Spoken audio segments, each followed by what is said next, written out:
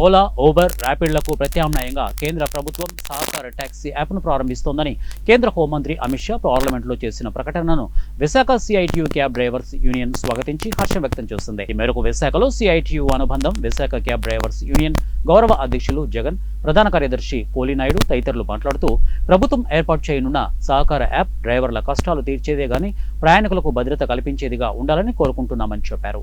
అలాగే ఈ యాప్లో గూడ్స్ ట్రాన్స్పోర్ట్ వాహనాలకు కూడా చేర్చాలని సిఐటియు ప్రభుత్వానికి విజ్ఞప్తి చేస్తోందని అన్నారు. గత 8 ఏళ్లుగా యాప్ను అభివృద్ధి చేయాలని సిఐటియు ప్రభుత్వాన్ని డిమాండ్ చేస్తోందని, ఇందులో భాగంగా ఈ నెల 23న సిఐటియు ఆధ్వర్యంలో నిర్వహించిన చలో పార్లమెంటుతో పాటు దేశంలోని కలెక్టర్ కార్యాలయాల వద్ద ధర్నాలు నిర్వహించామన్నారు.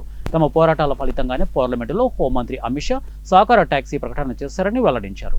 ఈ కార్యక్రమంలో విశాఖ క్యాబ్ డ్రైవర్స్ యూనియన్ నాయకులు జగన్, పోలినాయుడు, ఆనంద్, సుంకర అబ్బాయి, ఇక రామోహన్ ప్రసాద్, రాజేష్ తదితరులు పాల్గొన్నారు. సిఐటియు గత 5 ఏళ్ల నుంచి పోట్లాడుతూ ఉన్నాం. ఇప్పటికే 2 సార్లు సెలో పార్లమెంట్లు కార్యక్రమాన్ని నిర్వహించాం. నిన్న ఈ నెల 24వ తేదీన దేశం అంతా అన్ని కలెక్టర్ ఆఫీసుల దగ్గర కూడా కార్యక్రమాలు నిర్వహించాం. తర్వాత 26వ తారీఖున ఈ ప్రకటన రావడం చాలా సుపరిణామం. అంటే డ్రైవర్లందరూ పెద్ద ఎత్తున ఆందోళనలో పాల్గొన్నారు కాబట్టి పార్లమెంట్లో యాక్టివిటీ, చెలో పార్లమెంట్ యాక్టివిటీ కూడా పెద్ద ఎత్తున పాల్గొన్నారు. చివరికి సిఐటి ప్రధాన కార్యదర్శి ఎంపీ ఆయన పాల్గొని మన మద్దతు ప్రకటించారు. ఆ రకంగా ఇదంతా అయిన తర్వాత రాష్ట్ర ప్రభుత్వం, కేంద్ర ప్రభుత్వం ఏదో ఒక ప్రకటన చేయడం కాదు, చిత్తశుద్ధితో ఆ యాప్ను నడపాలి.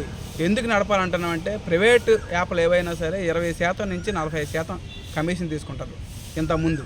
ఇప్పుడేం చేస్తున్నారంటే ముందుగా రీఛార్జ్ చేసుకోవడం.